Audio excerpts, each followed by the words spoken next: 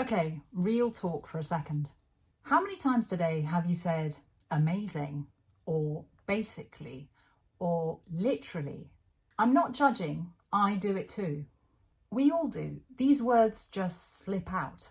They've become verbal comfort blankets. But here's the thing, when everything is amazing, then nothing actually is.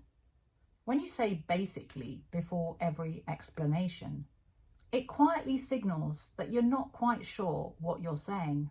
So today we're doing a swap. 6 words you probably use all the time, and 6 genuinely powerful alternatives that will make you sound sharper, more considered, and frankly, more interesting.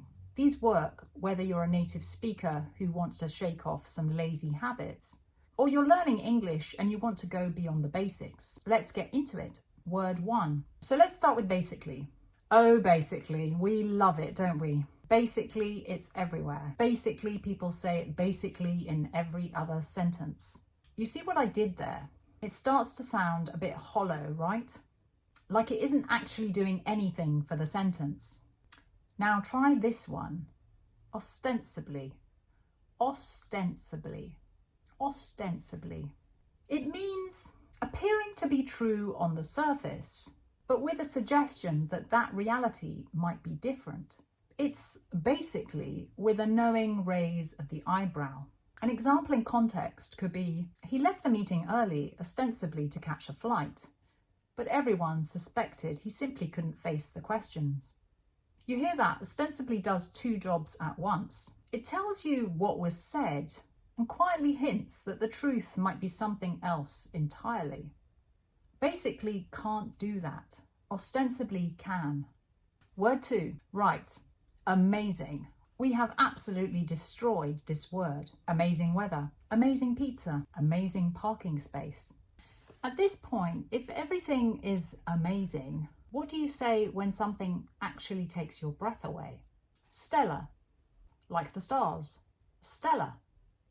It means exceptionally good, brilliant in a way that stands well above the ordinary. It carries real weight because it's specific.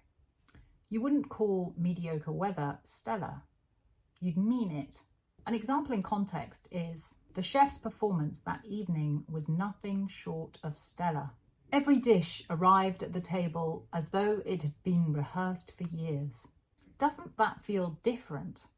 It's vivid. It earns its praise. Save stellar for when something genuinely deserves it, and it will always land. Word 3. I literally can't deal with literally anymore. See what I mean? Even when we use it incorrectly. Literally means something actually happened. In reality, not figuratively. But now it means emphasis, vibes. We've lost the thread. It's the same with totally and 100%. They sound confident, but they've been worn smooth by overuse. They don't land the way they used to. So the upgrade here is unequivocally. Unequivocally. I've used this word before in another lesson. It's a brilliant word. A stellar word. Say it with me. Unequivocally. It means leaving absolutely no room for doubt. No ambiguity. No wriggle room. When you say something unequivocally, you mean it completely and you're standing behind it. An example in context could be, she unequivocally denied any involvement, not with anger, but with the calm authority of someone who had nothing to hide. That's power. That's precision. It doesn't shout. It simply doesn't leave any room for argument. Unequivocally. Word 4. Laudable. An alternative for great, really good, awesome. Here's a question. When someone does something genuinely impressive, raises money for charity, shows up for a friend, leads a difficult project, and you say that's great, does it feel like enough? Great, awesome, really good.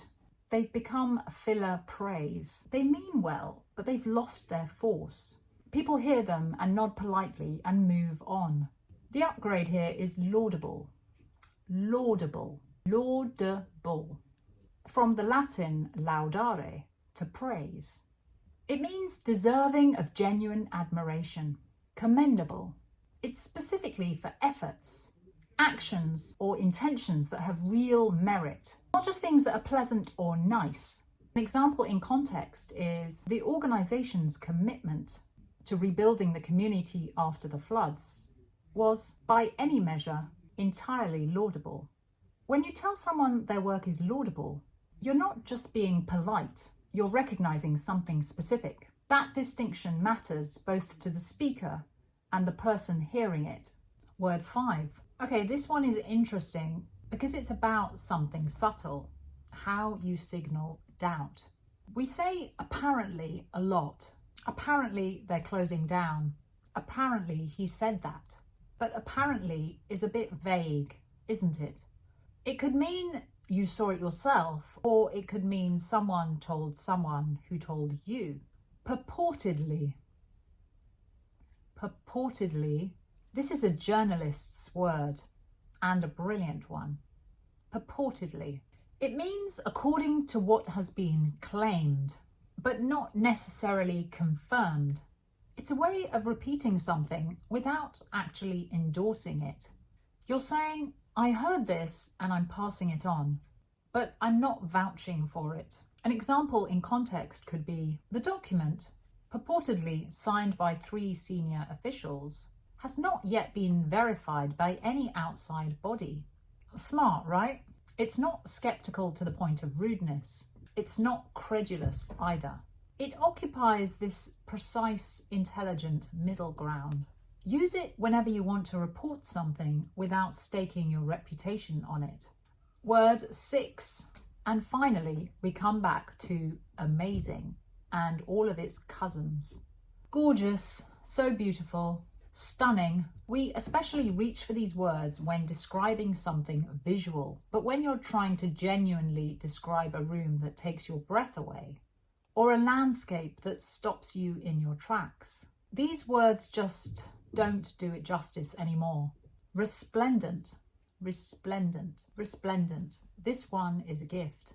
It means impressively bright, colourful, or magnificent in appearance. Dazzling in a way that commands attention and admiration.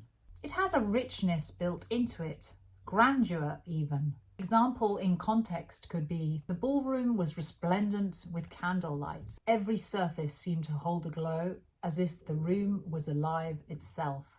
You felt something reading that, didn't you? That's what the right word does. It doesn't just describe, it makes the listener see. So here we have it. 6 words that are waiting to be used. Ostensibly, stellar, unequivocally, laudable, purportedly, and resplendent. None of these are obscure for the sake of it. They're not showing off. They're just precise. And precision in language is a form of respect for the person you're talking to and for the ideas you're trying to express. If you enjoyed this one, don't forget to like, subscribe, and leave a comment. Which word will you use first? Thank you so much for watching, and I will see you in the next one.